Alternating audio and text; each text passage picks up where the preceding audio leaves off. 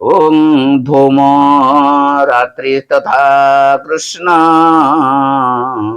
षण्मासा दक्षिणायनम तत्र चंद्रमसं ज्योति जोगे प्राप्य निवर्तते। जेउ मार्गरे धूमाभिमानी देवता रात्रि अभिमानी देवता कृष्ण पक्षर अभिमानी देवता ओ दक्षिणायन 6 मासर अभिमानी देवता अछंती। मृत्यु परे सेई मार्गरे जाउथिबा सकाम कर्म करिथिबा जोगी उपरोक्त देवता मानक द्वारा क्रमश ऊर्ध्व लोक को निया जाई चंद्रमांक ज्योति प्राप्त होई स्वर्गरे निज शुभ कर्मर फल भोग करि सारी फेरी आसे। ओं नमो भगवते वासुदेवाय ओं परमात्मने नमः।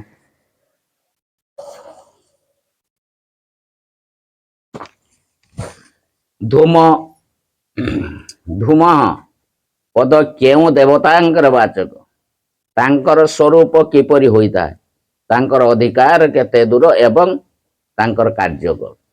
एठारे धूम पदटी हेउची धूमाभिमानी देवतांकर अर्थात अंधकारर अभिमानी देवतांक वाचक तांको स्वरूप अंधकारमय होइताय। अग्नि अभिमानी देवतांक परि पृथ्वी उपरे समुद्र सहित सकल देश रे यांकर मध्य अधिकार रही तथा दक्षिणायन मार्ग रे जाउथिबा साधकंकु रात्रि अभिमानी देवतांक निकट रे पहुंचाई देवा हेउचे यांक कार्य।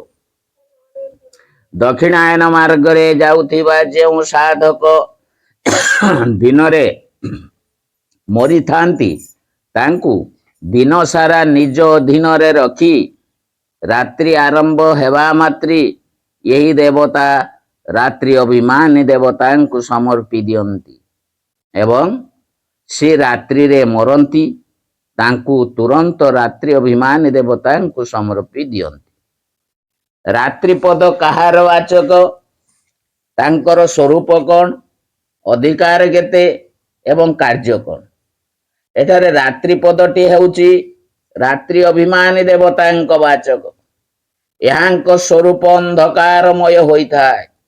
दिनर अभिमानी देवतांक पाई यांक अधिकार मध्य पृथ्वी लोकर सीमा पर्यंत थाय। पार्थक्य केवल एतिकी जे पृथ्वी लोकरे जेते बेले जेउठारे दिन होइथाय सेते बेले सेठारे दिनर अभिमानी देवतांक अधिकार रहे एवं जेउ समय रे जेउठी रात्रि होइथाय सेठारे रात्रि अभिमानी देवतांक अधिकार रहे। दक्षिणायन मार्ग रे जाउथिबा साधकंकु पृथ्वी लोकर सीमा पार कराई तांकु अंतरिक्ष रे कृष्ण पक्षर अभिमानी देवतांकर अधीन करिदेवा हेउची यांकर कार्य। जदि सेई साधक शुक्ल पक्ष रे मरंती तेबे यही देवता तांकु कृष्ण पक्ष सह आसीबा पर्यंत निज अधिकार रखती एवं जदि कृष्ण पक्ष रे मरंती तेबे तुरंत निज अधिकार रु छाड़ी कृष्ण पक्षर अभिमानी देवतांक अधीन करि दियंती। एठारे कृष्ण पद कहार वाचक तांकर स्वरूप किपरि एवं अधिकार केते दूर कार्य कौन। एठारे कृष्ण पदटी हेउची कृष्ण पक्षाभिमानी देवतांकर वाचक यांक स्वरूप मध्य अंधकारमय होइथाय। पृथ्वी मंडल रे सीमा बाहरे अंतरिक्ष लोकरे जेउठी 15 दिन जाए दिन एवं सेतिकी समय रात्रि होइथाय सेई स्थान पर्यंत यांक अधिकार। केवल पार्थक्य एतिकी जे जेउ समय रे सेई लोकर जेउठी शुक्ल पक्ष रहे सेटारे शुक्ल पक्षाभिमानी देवतांक अधिकार रहे एवं जेउठी कृष्ण पक्ष रहे ସେଠାରେ କୃଷ୍ଣ ପକ୍ଷ ଅଭିମାନୀ ଦେବତାଙ୍କ ଅଧିକାର ରହେ। ଦକ୍ଷିଣାୟନ ମାର୍ଗରେ ସ୍ୱର୍ଗକୁ ଯାଉଥିବା ସାଧକଙ୍କୁ ଦକ୍ଷିଣାୟନ ଅଭିମାନୀ ଦେବତାଙ୍କ ଅଧୀନ କରାଇ ଦେବା ହେଉଛି ଏହାଙ୍କ କାର୍ଯ୍ୟ। ଯେଉଁ ଦକ୍ଷିଣାୟନ ମାର୍ଗର ଅଧିକାରୀ ସାଧକ ଉତ୍ତରାୟଣ ସମୟରେ ତାଙ୍କର ଅଧିକାରରେ ଆସନ୍ତି, ତାଙ୍କୁ ଦକ୍ଷିଣାୟନ ସମୟ ଆସିବା ପର୍ଯ୍ୟନ୍ତ ନିଜ ଅଧୀନରେ ରଖି ଏବଂ ଯେ ଦକ୍ଷିଣାୟନ ସମୟରେ ଆସନ୍ତି ତାଙ୍କୁ ତୁରନ୍ତ ନିଜ ଅଧିକାରରୁ ପାର କରାଇ ଦକ୍ଷିଣାୟନ ଅଭିମାନୀ ଦେବତାଙ୍କ ପାଖରେ ସେ ପହଞ୍ଚାଇ ଦିଅନ୍ତି। ଏଠାରେ ସମ୍ମାସାହା ଦକ୍ଷିଣାୟନ ପଦ କାହାର ବାଚକ, ତାଙ୍କର ସ୍ୱରୂପ କିପରି, ଅଧିକାର କେତେ, କାର୍ଯ୍ୟ କଣ? ଯେଉଁ 6 ମାସ ସୂର୍ଯ୍ୟ ଦକ୍ଷିଣ ଦିଗରେ ଗତି କରନ୍ତି ସେଇ 6 ମାସକୁ ଦକ୍ଷିଣାୟନ କହନ୍ତି। ତାହାର ଅଭିମାନୀ ଦେବତାଙ୍କର ବାଚକ ଦକ୍ଷିଣାୟନମ୍। ଏହାଙ୍କ ସ୍ୱରୂପ ମଧ୍ୟ ଅନ୍ଧକାରମୟ। ଅନ୍ତରିକ୍ଷ ଲୋକର ଊର୍ଦ୍ଧ୍ୱରେ ଥିବା ଯେଉଁ ଲୋକରେ 6 ମାସ ଦିନ ଓ 6 ମାସ ରାତ୍ରି ହୁଏ, ସେଇ ଲୋକ ଯାଏ ଏହାଙ୍କ ଅଧିକାର ଥାଏ। ପାର୍ଥକ୍ୟ ଏତିକି ଯେ ଉତ୍ତରାୟଣର 6 ମାସରେ ସେଠାରେ ତାହାର ଅଭିମାନୀ ଦେବତାଙ୍କ ଅଧିକାର ରହେ ଏବଂ ଦକ୍ଷିଣାୟନର 6 ମାସରେ ଏହାଙ୍କ ଅଧିକାର ରହେ। ଦକ୍ଷିଣାୟନ ମାର୍ଗରେ ସ୍ୱର୍ଗକୁ ଯାଇଥିବା ସାଧକ ମାନଙ୍କୁ ନିଜର ଅଧିକାରରୁ ପାର କରାଇ ଉପନିଷଦରେ ବର୍ଣ୍ଣିତ ପିତୃଲୋକର ଅଭିମାନୀ ଦେବତାଙ୍କ ଅଧିକାରରେ ପହଞ୍ଚାଇ ଦେବା ହେଉଛି ଏହାଙ୍କ କାର୍ଯ୍ୟ। ସେଠାରୁ ପିତୃଲୋକର ଅଭିମାନୀ ଦେବତା ସାଧକଙ୍କୁ ଆକାଶ ଅଭିମାନୀ ଦେବତାଙ୍କ ପାଖରେ ପହଞ୍ଚାନ୍ତି ଏବଂ ସେଇ ଆକାଶ ଅଭିମାନୀ ଦେବତା ତାଙ୍କୁ ଚନ୍ଦ୍ରଲୋକରେ ପହଞ୍ଚାଇ ଦିଅନ୍ତି।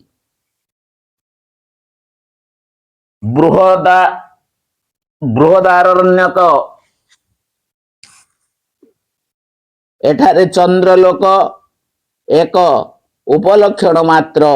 ଏଣୁ ଚନ୍ଦ୍ରଲୋକ ବ୍ରହ୍ମଲୋକ ପର୍ଯ୍ୟନ୍ତ ସେ ସବୁ ଲୋକ ଅଛନ୍ତି, ସେ ସବୁ ଲୋକଙ୍କୁ ବୁଝାଏ ଓ ସେ ସବୁ ପୁନରାଗମନଶୀଳ ଲୋକ ଅଟେ। ମନେ ରଖିବା ଉଚିତ ଯେ ଉପନିଷଦରେ ବର୍ଣ୍ଣିତ ପିତୃଲୋକ ଯାହାକି ଅନ୍ତରିକ୍ଷର ଅନ୍ତର୍ଗତ ଏବଂ ଯେଉଁଠି 15 ଦିନ ଯାଏ ଦିନ ଏବଂ ସେତିକି ସମୟ ରାତ୍ରି ହୁଏ, ତାହା ଏଇ ପିତୃଲୋକ ନୁହେଁ। ଦକ୍ଷିଣାୟନ ମାର୍ଗରେ ଯାଉଥିବା ଲୋକଙ୍କୁ ଯୋଗୀ ବୋଲି କାହିଁକି କୁହାଗଲା? ସ୍ୱର୍ଗାଦି ପ୍ରାପ୍ତି ଉଦ୍ଦେଶ୍ୟରେ ପୁଣ୍ୟକର୍ମ କରୁଥିବା ପୁରୁଷ ମଧ୍ୟ ନିଜର ଇହଲୋକର ଭୋଗ ପ୍ରବୃତ୍ତିକୁ ନିରୋଧ କରନ୍ତି। ଏହି ଦୃଷ୍ଟିରୁ ତାଙ୍କୁ ମଧ୍ୟ ଯୋଗୀ କହିବା ଉଚିତ। ଏହା ବ୍ୟତୀତ ଯୋଗଭ୍ରଷ୍ଟ ପୁରୁଷ ମଧ୍ୟ ଏହି ମାର୍ଗରେ ସ୍ୱର୍ଗକୁ ଯାଇ ସେଠାରେ କେତେ କାଳ ନିବାସ କରି ପୁଣି ସଂସାରକୁ ଫେରି ଆସନ୍ତି। ସେ ମଧ୍ୟ ଏହି ମାର୍ଗରେ ଯାଉଥିବା ଲୋକ, ଏଣୁ ତାଙ୍କୁ ଯୋଗୀ କହିବା ଉଚିତ। ଏଠାରେ ଯୋଗୀ ଶବ୍ଦ ପ୍ରୟୋଗ କରି ଏହା ବି ଦର୍ଶାଇ ଦିଆଯାଇଛି ଯେ ଏହି ମାର୍ଗ ପାପ କର୍ମ କରୁଥିବା ତାମସ ମନୁଷ୍ୟମାନଙ୍କ ପାଇଁ ନୁହେଁ, ଏହା କେବଳ ଊର୍ଦ୍ଧ୍ୱଲୋକ ପ୍ରାପ୍ତିର ଅଧିକାରୀ ଶାସ୍ତ୍ରୀୟ କର୍ମ କରୁଥିବା ପୁରୁଷମାନଙ୍କ ନିମନ୍ତେ ରହିଛି। ଦକ୍ଷିଣାୟନ ମାର୍ଗରେ ଯାଉଥିବା ସାଧକମାନଙ୍କୁ ପ୍ରାପ୍ତ ହେଉଥିବା ଚନ୍ଦ୍ରମାନଙ୍କର ଜ୍ୟୋତି କଣ ଏବଂ ତାହା ପ୍ରାପ୍ତ ହେବା ଅର୍ଥ କଣ? ଚନ୍ଦ୍ରଲୋକରେ ତାହାର ଅଭିମାନୀ ଦେବତାଙ୍କ ସ୍ୱରୂପ ଶୀତଳ ପ୍ରକାଶମୟ। ସେହି ପ୍ରକାଶମୟ ସ୍ୱରୂପର ନାମ ଜ୍ୟୋତି ଏବଂ ସେହିପରି ସ୍ୱରୂପ ପ୍ରାପ୍ତି ହେବା ଅର୍ଥ ଚନ୍ଦ୍ରମାଙ୍କ ଜ୍ୟୋତି ପ୍ରାପ୍ତ ହେବା। ସେଠାକୁ ଯାଉଥିବା ସାଧକ ସେହି ଲୋକରେ ଶୀତଳ ପ୍ରକାଶମୟ ଦିବ୍ୟ ଦେବ ଶରୀର ପାଇ ନିଜ ପୁଣ୍ୟକର୍ମ ମାନଙ୍କର ଫଳ ସ୍ୱରୂପ ଦିବ୍ୟ ସୁଖ ଭୋଗ କରନ୍ତି। ସେଇ ଚନ୍ଦ୍ରମାଙ୍କ ଜ୍ୟୋତି ପ୍ରାପ୍ତ ହୋଇ ଫେରି ଆସିବାର ଅର୍ଥ କଣ ଏବଂ ସେଇ ସାଧକ ସେଠାରୁ କେଉଁ ମାର୍ଗରେ ଓ କିପରି ଫେରି ଆସନ୍ତି?